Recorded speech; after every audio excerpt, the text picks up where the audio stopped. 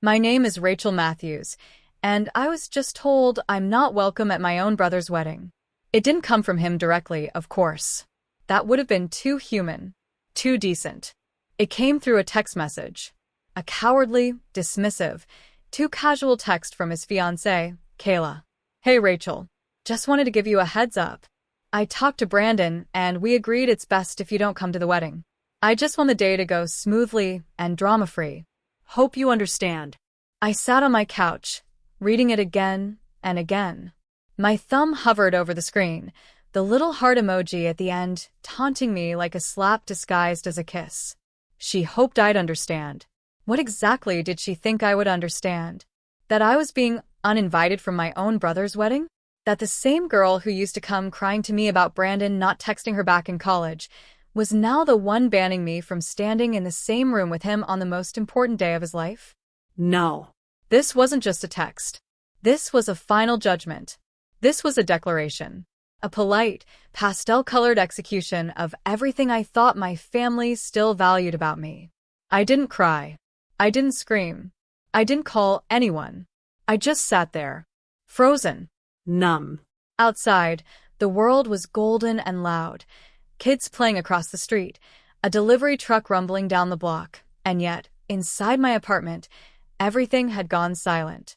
All I could hear was my own pulse, thudding like a slow drum against my ribs. This wasn't just about the wedding. It was about what I meant to my family now, which apparently was nothing. An hour later, my mom called. I didn't pick up. She left a voicemail. Honey, I know you're upset, but can we just be adults about this? Kayla's under a lot of stress. It's not personal. We just want things to go smoothly. Not personal. That line felt like a paper cut across the heart. Because of course it was personal. I was Brandon's only sibling. I practically raised him after Dad left, and Mom fell into one of her phases. Those long, medicated silences when dinner didn't happen unless I made it and laundry piled up until I learned to sort and fold it at age 10. But sure. It wasn't personal. They just didn't want me there. 2 days passed. No word from Brandon. No, hey, I'm sorry. No, can we talk? Nothing.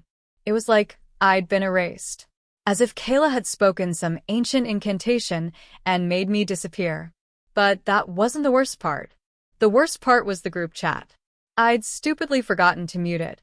The Matthews wedding family chat, the one where I was supposed to help organize music and decor and get the floral vendors lined up, the one where I was listed as co-coordinator in the spreadsheet. Now I was a ghost inside it. I watched as my own mother typed things like, "So proud of you both. Can't wait for the rehearsal dinner. Kayla, that dress fitting looked divine. You're going to glow." Each message was a dagger. Each emoji, a puncture wound. And still, not one person said my name. Not Brandon. Not Kayla. Not even Aunt Carol, who used to sneak me birthday cards with $20 bills inside when no one else remembered. I was invisible. Or worse, erased. The thing is, I could have fought. I could have marched to my brother's apartment in Queens and demanded to know what the hell he was thinking. I could have blasted a Facebook post with the screenshots of Kayla's text.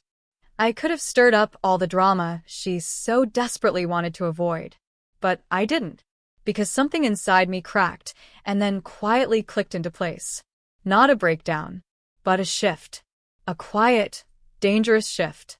Like a fault line settling before an earthquake. That night, I opened my laptop. I clicked open the old Excel file titled Matthews, Wedding, 2025. I stared at my name next to the planning oversight section. And then, with the cold precision of a surgeon, I deleted it. Not out of spite, out of surrender. I wasn't going to chase people who thought I was disposable. I wasn't going to beg to be seen. But if they thought they'd erase me, they had no idea what I was capable of becoming. 3 days after that, my cousin Lena called me.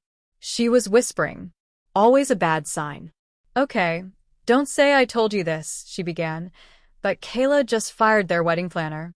I blinked. Wait, what? Yeah. Some meltdown at the venue.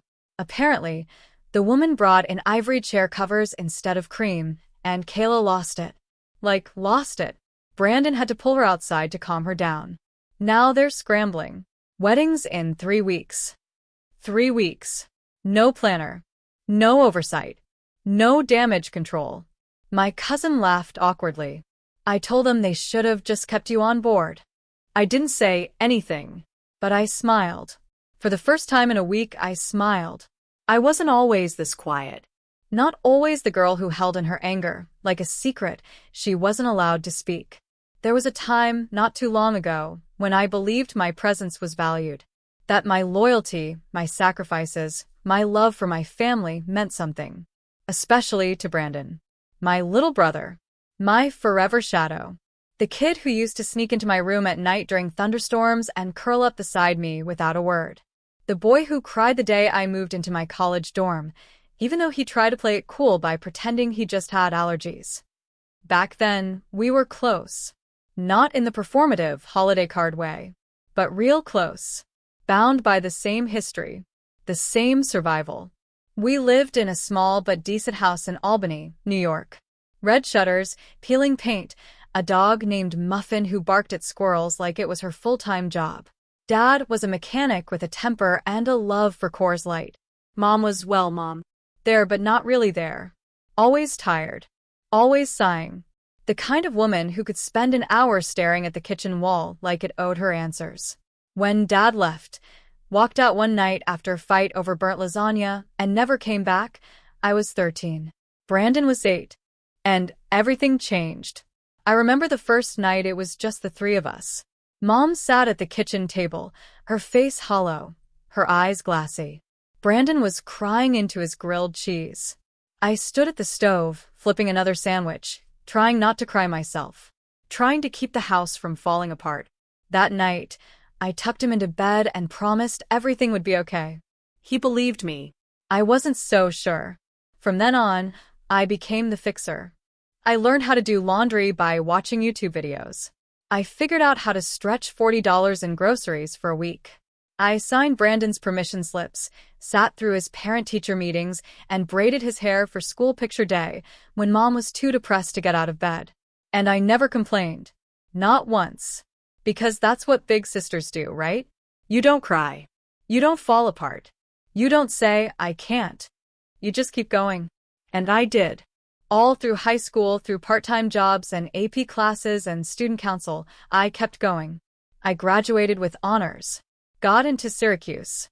Took out loans and scholarships and left home with a duffel bag full of dreams and the guilt of knowing Brandon was still stuck there, alone with her. We texted every day that first year. FaceTimed every weekend. He'd ask me about college life and parties and girls. I'd ask if he was eating, sleeping, staying out of trouble. And we stayed close. Until Kayla. They met during Brandon's junior year at NYU. She was a sophomore in communications, confident, gorgeous, and always perfectly styled. The first time he brought her home for Thanksgiving, I tried. I really did. I complimented her boots. Laughed at her story about the train delay. Helped her peel sweet potatoes in the kitchen. But I could feel it. The cold edge. The tiny, almost invisible daggers in her compliments. You and Brandon are really close, huh? He talks about you so much. Like a lot. It's cute. I mean, I don't have that kind of relationship with my siblings, but still, cute. I let it go. Maybe she was just nervous. Maybe she didn't mean anything by it. But over the years, that tone never changed. And Brandon, he started to change, too. Phone calls got shorter. FaceTimes became texts. Texts became, sorry, can't talk right now with Kayla. By the time he proposed, I'd already felt the shift. I wasn't his confidant anymore. I was his past. An obligation he couldn't fully shed, but also didn't know how to carry forward into the glittering world he was trying to build with her. When he told me he'd proposed, I plastered on a smile. That's amazing. I'm so happy for you. But in truth, I felt like I was watching him climb into a boat, waving goodbye as I stood alone on the shore. And Kayla? She didn't hide it anymore. The passive aggression turned into open hostility. She'd correct me in front of Brandon, undermine my suggestions for wedding details, roll her eyes when I spoke, as if I was the help, not his sister. Still, I tried. I showed up. I offered to help plan. Gave them my contacts, timelines, templates. I even offered to pay for the custom photo booth backdrop, something Brandon had always wanted. But every offer I made was met with resistance. Or worse, silence. And then came the bachelorette party. That was the final nail. I had helped organize it, of course I did. I wasn't a bridesmaid, but I was told I could come if I wanted. The night started out awkward. I was mostly invisible while Kayla's friends drank and took selfies and played those wild, raunchy party games you only do when you're either 23 or buzzed out of your mind. At one point, I overheard one of them ask Kayla, "Wait, why is Brandon's sister even here?" Kayla didn't answer. She just laughed. A soft, cold laugh. As if I was a joke. As if I didn't belong. I left before midnight. Got in my Uber and cried the entire way home. That was 2 weeks before the text that told me I was officially uninvited. The one that shattered what little illusion I had left about where I stood. Not just with Kayla, but with Brandon. I used to believe that loyalty was everything. That being the one who showed up, who sacrificed, who stood in the gap, mattered. But I've learned something since that text. Sometimes the people you save grow up and forget who pulled them from the fire. The message came on a Monday afternoon. I remember because I was sitting in the Target parking lot, scrolling through my to-do list for the week. I'd just picked up a box of ivory candles and burlap table runners for the wedding centerpieces. Brandon had mentioned they were going for a rustic chic look, and I, still clinging to the hope that I could help, wanted to surprise them. My phone buzzed. It was a text from Kayla. "Hey Hannah, I wanted to talk to you about the wedding. I think it might be better if you didn't attend. It's not personal, we're just trying to keep things smooth and avoid any tension. Hope you understand." I blinked. Reread it. Again. And again. My hands went numb. I could hear the plastic bag crinkling as I gripped it too hard. I didn't reply. Not right away. For a full minute, I sat there staring at my reflection in the rearview mirror. My own face looking back at me, stunned, speechless. Not angry. Not even sad at first. Just hollow. After everything. After the years of holding my brother through nightmares, of filling in for absent parents, of showing up even when I wasn't invited. Now I was officially not invited. To his wedding. The most important day of his life. The day I had imagined helping him prepare for since we were teenagers. Gone. Cut out. Erased, like a smudge they didn't want on their picture-perfect guest list. I waited for Brandon to call. He didn't. So the next day, I called him. It rang 5 times before it went to voicemail. I didn't leave one. Tried again that night. Still no answer. Finally, 2 days later, he replied with a text. "Hey, sorry. Things have been hectic with final planning. Kayla told me she reached out. I think it's for the best. Less stress all around." Less stress? I was the stress? I didn't even know how to respond. Because anything I could say would sound petty, desperate, or bitter. And maybe I was all three. But I was also heartbroken. That Friday, my mom called. Her voice was unusually soft, like she was trying not to wake a sleeping animal. "I heard what happened," she said. "Kayla told me she had to make a tough decision." "She made the decision?" I asked. "Well, Brandon agrees. He thinks it's just for the best. You know how these things go. Sometimes it's easier this way." Easier. Right. Easier to pretend I never existed. To pretend I wasn't the one who practically raised him. I didn't argue. Didn't yell. I just went quiet. And somewhere in that silence, something inside me shifted. That night, I sat in bed staring at the ceiling fan. My phone on my chest. No new texts. No follow-up. No apology. Just a handful of words that unraveled decades of loyalty in seconds. It wasn't just the wedding. It was everything. It was years of feeling like I had to earn my place in the lives of people I'd already bled for. And I finally realized they didn't see me. Not really. To them, I was the helper. The sidekick. The girl in the background who made things easier until she didn't. And when I started having feelings, expectations, opinions, that's when I became too much. I didn't tell anyone right away. Didn't vent on social media. Didn't call friends to rage cry about it. I just let the pain sit. Let it breathe. I needed to feel all of it. The sting, the confusion, the betrayal. But more than anything, the clarity. Because now, there were no more illusions. No more pretending I was part of something I wasn't truly included in. No more begging for scraps of affection from people who used me like a tool and then resented me for taking up space. A few days later, Brandon posted a picture on Instagram. Him and Kayla at their final wedding tasting. The caption read, "1 week away from forever. Can't wait to celebrate with the people who mean the most to us." People who mean the most. And I wasn't one of them. I didn't cry that night. I just turned off my phone, closed my eyes, and let silence cradle me. It was the first time in years I didn't feel like I had to chase after someone. Didn't feel like I had to explain myself. And, for the first time, that silence felt like freedom. I didn't make an announcement. Didn't post a poetic quote or a cryptic status update. I just stopped. Stopped trying. Stopped calling. Stopped justifying my existence in their lives. The week leading up to the wedding, I received 3 group texts, one from my mom, one from my aunt, and one from a random cousin who barely knew me. All asking for favors. One needed help tracking down a florist who was late with a delivery. Another wanted my advice on bridal party outfits. The last one simply said, "You're still doing the seating chart, right?" I didn't reply to any of them. No explanations. No anger. Just silence. It wasn't spiteful, it was sacred. It was the sound of a woman reclaiming her energy. The next morning, I opened my bank app. Every month for the past 2 years, I'd sent Brandon $150 toward his student loan. Not because he asked, because I wanted to help. Back when he was unemployed, I covered half his rent for 6 months. I never mentioned it to anyone. Not once. That morning, I canceled the automatic transfers. I didn't warn him. Didn't say, "Since I'm not invited to your wedding, maybe I shouldn't fund your future." I just stopped.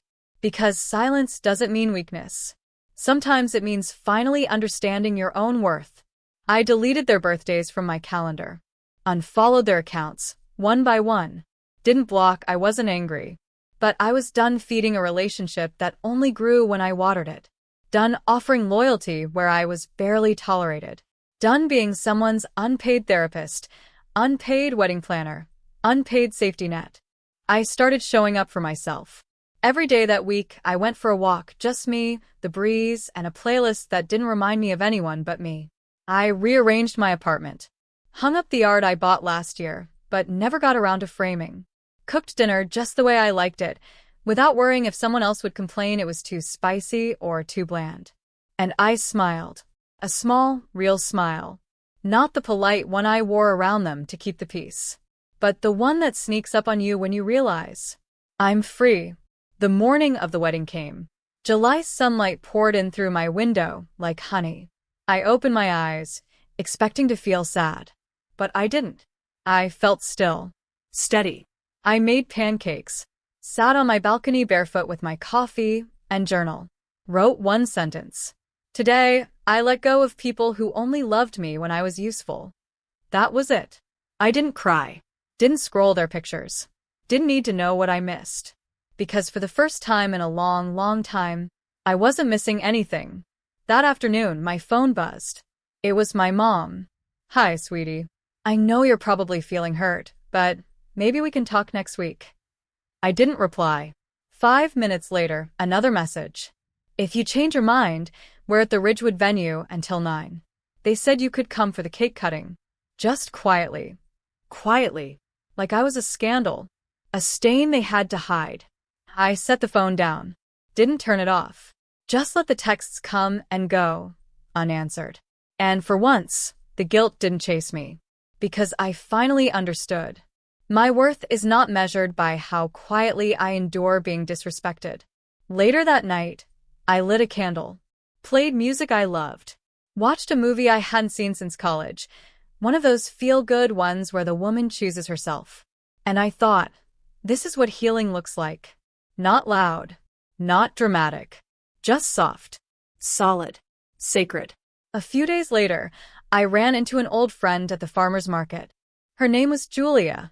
We hadn't seen each other in over a year. We hugged, chatted, caught up like no time had passed. She asked casually, "You didn't go to Brandon's wedding?" I hesitated. But before I could answer, she said, "Honestly, I wouldn't have gone either. That whole thing looked fake as hell." We laughed. And that was the first time I realized, maybe I wasn't the only one who saw through the illusion. 3 weeks passed. I hadn't spoken to Brandon. Kayla, of course, never reached out. And my mother? She sent one more text that just said, "Hope you're doing okay. Let's catch up soon." I didn't respond. I wasn't trying to punish anyone. I just didn't owe them my healing. Then, one quiet Sunday morning, something unexpected happened. I was at my favorite local cafe, Lavender and Maple, journaling with an oat milk latte beside me, when a woman approached my table. She looked familiar, but I couldn't place her at first. Short hair, soft smile, elegant posture. "Excuse me," she said gently. "You're Hannah, right? Hannah Miller?" I nodded, surprised. "I don't mean to bother you. I recognized you from Brandon's photos." "You're Kayla's aunt, right?" I asked slowly. "Yes," she said. "I'm Linda, Kayla's mom's sister. I flew in for the wedding." I braced myself. Here it comes, I thought. Some passive-aggressive guilt trip, some version of "you should have been there." But instead, Linda sat down. Eyes kind, voice steady. "I wanted to tell you something, and I hope it's okay to say this here." I nodded. "I didn't know who you were at the rehearsal dinner. They never mentioned you. Not once." That hit me in the chest. But then, I saw your name on one of the old seating charts Kayla left behind. You'd been planning to help. I nodded again, silent. Then I talked to one of the bridesmaids. Her name was Melissa. She told me you basically handled most of the early planning before you got uninvited. I gave a small laugh. Not bitter. Just tired. "Yeah.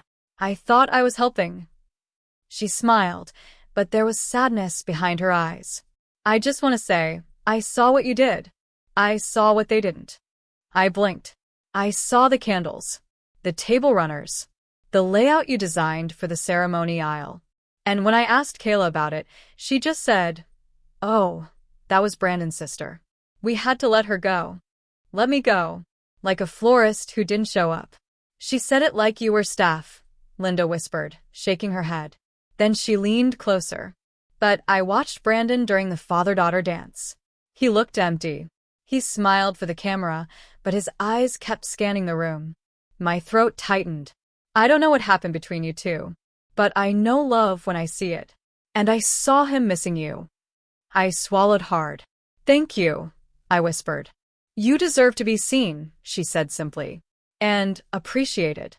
A week later, I got a DM on Instagram from someone named Rachel. I didn't recognize the name at first, until I opened it. "Hey Hannah, you probably don't remember me, but I met you years ago at a volunteer event at the Children's Hospital. You gave me a ride home after my car broke down. I was a total stranger, but you didn't hesitate. I just saw someone tag you in an old planning post for Brandon's wedding, and it reminded me. Just wanted to say you were a light then. I hope you're still shining now." I stared at the message for a long time. Tears came softly, not from pain, but from being seen. Not by the people I'd bet myself to please, but by the quiet observers. The ones who remembered. Validation didn't come in loud cheers or grand apologies. It came in whispers, in quiet affirmations from people on the sidelines. The people who saw me not through the lens of their own convenience, but through memory, kindness, and truth. A few nights later, I was out for dinner with my friend Sierra. She'd known me since college, knew all the family drama. When I told her about Linda and Rachel, she smiled and said something I'll never forget. "You've been trying to be visible to people who are committed to misunderstanding you. But the people who matter? They already saw you. They always did." And just like that, another piece inside me healed. I didn't need to be in the wedding photos to be valuable. I didn't need an invitation to feel worthy. I had left their story. But I wasn't lost. I was finally found by the people who looked past the noise, the lies, the drama, and saw me. A photo of the wedding went mildly viral, not in a big way, but enough for it to land on a trending local wedding account. The caption read, "Dreamy July wedding in Ridgewood, and J designed by the groom's sister, until she was mysteriously removed 2 weeks before the ceremony." I hadn't posted it. Neither had anyone close to me. It was Melissa, one of the original bridesmaids, who shared it on her private blog. Apparently, she'd left the bridal party after Kayla made her pick a side. Melissa had quietly kept her distance, but she hadn't forgotten what she saw. What I built. What they buried. The backlash was subtle, but steady.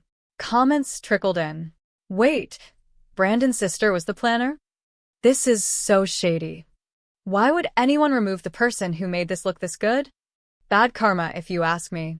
It didn't turn into a scandal, but it rattled them. How do I know? Because my mother called me. She left a voicemail I'll never forget. "Hi, sweetheart. Listen, things have been a little crazy online. I think someone misunderstood some things about the wedding planning situation. Kayla's really upset. I think it'd be helpful if you could clarify things, maybe just make a post saying it was your choice to step back." I sat in silence, holding the phone in my hand, then pressed delete. Not because I was angry, but because I wasn't her PR manager. Not anymore. 2 days later, Brandon texted. The first message I'd gotten from him in over a month. "Hey, I know you probably don't want to hear from me, but can we talk?"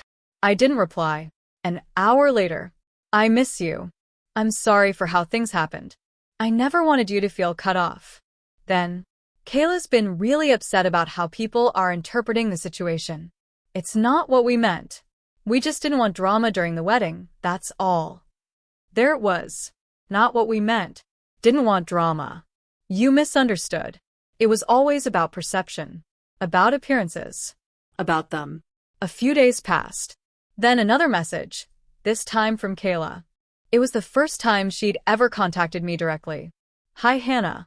I know we haven't talked much, but I just wanted to clear the air. I'm really sorry if anything came off the wrong way. There was a lot of pressure around the wedding, and some decisions were made that probably weren't fair to everyone. I hope we can all move forward with love." I read it twice, then set it down. I knew what it was. A calculated apology. No ownership. No specifics. Just fluff. And why now? Because they were afraid the truth might spread. Not because they missed me, but because they missed the version of me that cleaned up their messes and smiled through betrayal.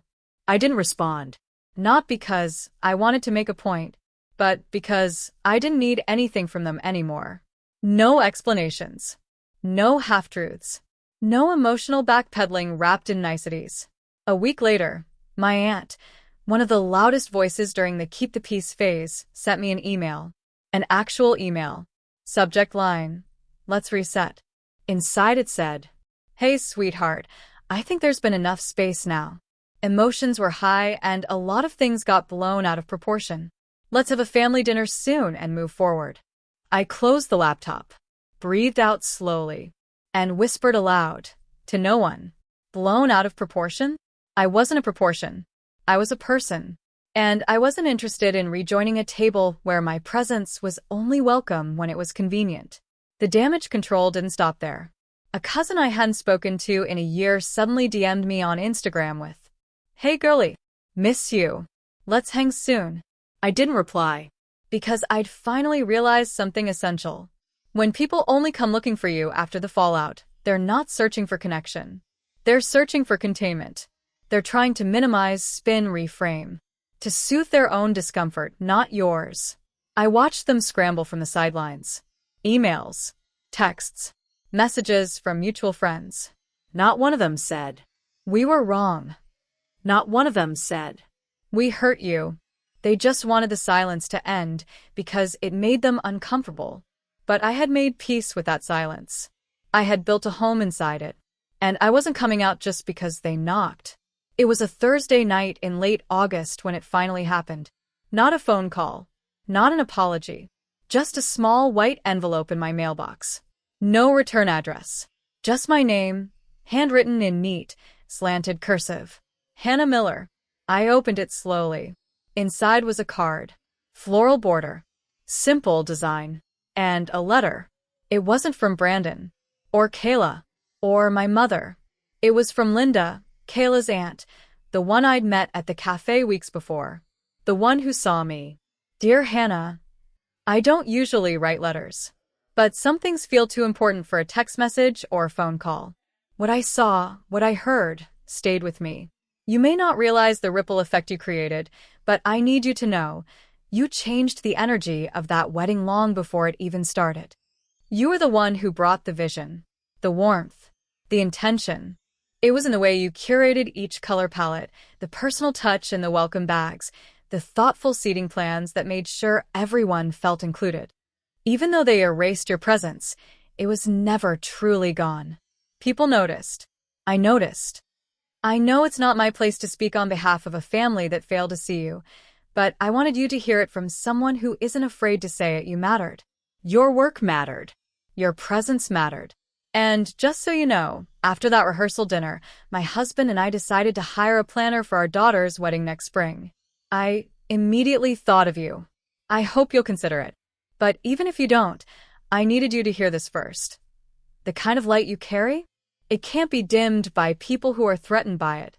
It may not have been your name on the invitations, but it was your heart in every detail. With deep respect and admiration, Linda Jameson. I read it 3 times. Then I folded the letter, pressed it to my chest, and cried. Not out of sadness, but release. For so long, I'd been trying to be seen by people whose eyes were closed. Trying to be heard by people who only listened when I served a purpose. But Linda's words? They landed in a place I didn't even realize was still aching. The place inside me that whispered, you were invisible. You didn't matter. You were disposable. And suddenly, those whispers had nothing left to say. That same evening, I received a second message, a voice note this time, from Melissa, the ex-bridesmaid. Hey, Hannah. I hope this isn't weird. I just wanted to say that I watched what happened, and it's been eating at me ever since. I should have spoken up sooner.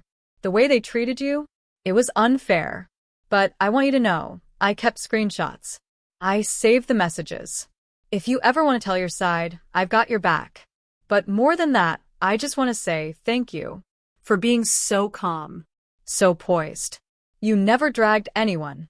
You never clapped back. You just walked away with your dignity. And I think that's the most powerful thing I've ever seen. I sat with those words for a long time.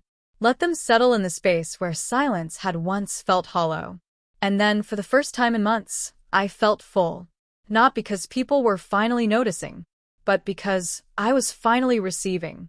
Not begging. Not proving. Just open. The next day, I met with Linda and her daughter at a local bakery. Not for a job. Just for coffee. But by the end of that meeting, I'd been offered a full planning role. Budget? Generous. Creative control? Mine. Client energy? Joyful. It wasn't a make-it-up-to-you gig. It was a we-see-your-worth opportunity. And I took it. I spent the next few weeks immersed in ideas, mood boards, and color samples. But this time, I wasn't working to prove my value. I was creating from a place of peace. No wedding politics. No emotional manipulation. No waiting to be invited. Just my hands, my heart, and a clean slate. One morning, while reviewing centerpiece designs, my phone buzzed. It was a photo message from Sierra. A screenshot. Brandon's new Instagram post. A picture of him and Kayla, holding hands in front of a neon sign that read, "Marriage isn't perfect, but we're in this together." The caption read, "To anyone who misunderstood our story, we wish you healing and peace." I stared at it, then laughed. Not with bitterness. With freedom. Because that post wasn't about peace. It was about control. And for the first time, it didn't pull me back in. It pushed me further out. Into light. Into clarity. Into peace I didn't need to post about. Because healing doesn't announce itself in hashtags. It lives in quiet mornings. In kind letters. In second chances that don't require revenge. I didn't need them to clap for me. I had finally started clapping for myself. It was mid-November. The leaves had shifted from orange to brittle brown, and the air carried that quiet chill of endings. I was at home, sorting through rental invoices and finalizing details for Linda's daughter's wedding, when the doorbell rang. I wasn't expecting anyone. When I opened the door, my breath caught. It was Brandon. Alone. No Kayla. No warning. Just him, standing on my porch, holding a paper coffee cup and looking like he hadn't slept in days. "Hey, Hannah." I blinked. I didn't say anything. He held the coffee out, my favorite, I noticed. Hazelnut oat latte. Extra foam. 1 sugar. Like muscle memory. "Can we talk?" he asked. I stepped outside, letting the door rest half-closed behind me. He started slow, telling me how things had been hard since the wedding. How Kayla had been stressed. How they'd both been trying to figure things out. "I know I messed up," he said finally. "And I know sorry doesn't fix what happened." He looked at me, waiting for some signal that I agreed. I gave him nothing. He continued anyway. I miss having my sister around. You were my best friend for most of my life. And now, I don't know how to fix it, but I'd like to try." I studied him for a long moment. Brandon had always been the golden boy, charming, funny, lovable. But he'd never been brave. Not when it mattered. Not when it cost him something. I thought about all the years I showed up for him, covered for him, protected his secrets, took the heat when he stayed silent. And I thought about the moment I stood outside that venue, knowing I'd been erased, and how he didn't come after me. How he let the silence stretch. Let me disappear. "Why now?" I asked. He looked down. "Because it's been eating me alive. And because I guess I thought you might still care." I nodded once, then opened the door behind me, just a crack, and placed the coffee cup inside. Then turned back to him and said quietly, "I do care. But not the way you want me to." He looked confused. "What do you mean?" I met his eyes, calm, steady. "I care that you're okay. I care that you're waking up. But I'm not coming back. Not to that version of us. Not to a relationship where I have to disappear to make you feel whole." He stepped back like the words hit him. Not hard, just real. "So that's it," he said. I nodded again. "That's it. Not bitter. Not angry. Just final. Because some doors aren't slammed. They're closed gently, by someone who's finally learned to protect her peace." A few weeks later, I received a card in the mail. From my mother. It was short. "I don't know how to fix this, Hannah, but I'd like to try. Come home for Christmas." There was a time I would have leapt at that invitation. Would have read it 5 times. Replied too quickly. Packed my things in hopes of being included again. This time, I placed it on the counter. Let it sit there for a day. Then I wrote back. 1 sentence. "Not this year. I hope you're well." And that was all. No lecture. No guilt trip. No need to explain myself into exhaustion. Just a no wrapped in peace. People expect drama when you walk away. They expect the shouting match, the block numbers, the explosive finale. But the real power is when you don't need to shout. When your no doesn't shake because you're standing on solid ground. When your exit is quiet, but undeniable. I don't know if my family will ever see me clearly, or if Brandon and Kayla will ever take full accountability. And truthfully, that's not mine to carry. My job isn't to fix the lens they view me through. It's to make sure my view of myself is clean, clear, and kind. And from where I stand now, the picture is finally in focus. You know, if someone had told me a year ago that my brother's fiancé would try to ban me from their wedding, I probably would have laughed, brushed it off, said, "Come on." That'd never happen. Brandon and I are too close. But the truth? People don't always stay who they used to be. And neither do you. Sometimes, life forces you to confront a truth you weren't ready for. That love doesn't always mean loyalty. That family doesn't always mean safety. That being the giver doesn't guarantee you'll be valued. And worst of all, that you can be written out of a story you helped build without anyone blinking. But if you're listening to this now, if you've ever been erased, overlooked, uninvited, made to feel like your existence was too much. I need you to hear me. Clearly, slowly, deeply. You are not too much. You are not invisible. You are not the problem. You were just standing in a room that needed you small in order to feel big. And the moment you stopped shrinking, they panicked. They'll say you changed. They'll twist the story. They'll act like you distanced yourself. And maybe you did. But not because you were bitter. Because you were done. Done proving. Done explaining. Done begging to be treated like someone whose love wasn't disposable. What they don't tell you is this. Silence doesn't always mean defeat. Sometimes it means healing.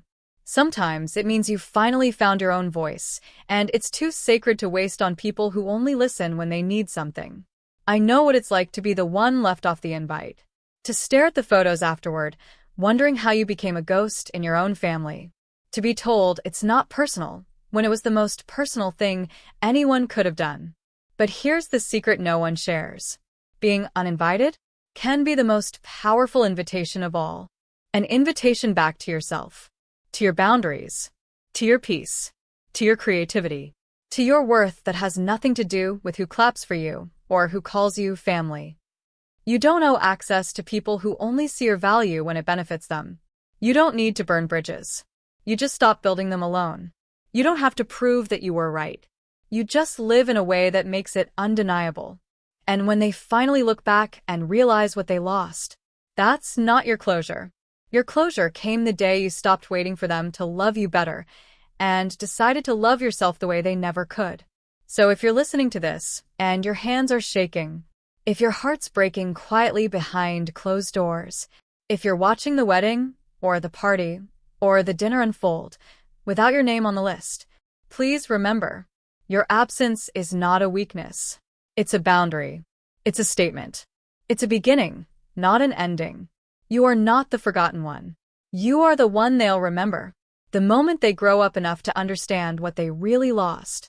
And until then, keep walking. With quiet power. With soft confidence. With the dignity of someone who knows. Sometimes the best seat at the table is the one you build for yourself. And sometimes the biggest win is the peace you find when you stop asking to be seen and start showing up for yourself. This is your story now, not theirs. And it's just getting started.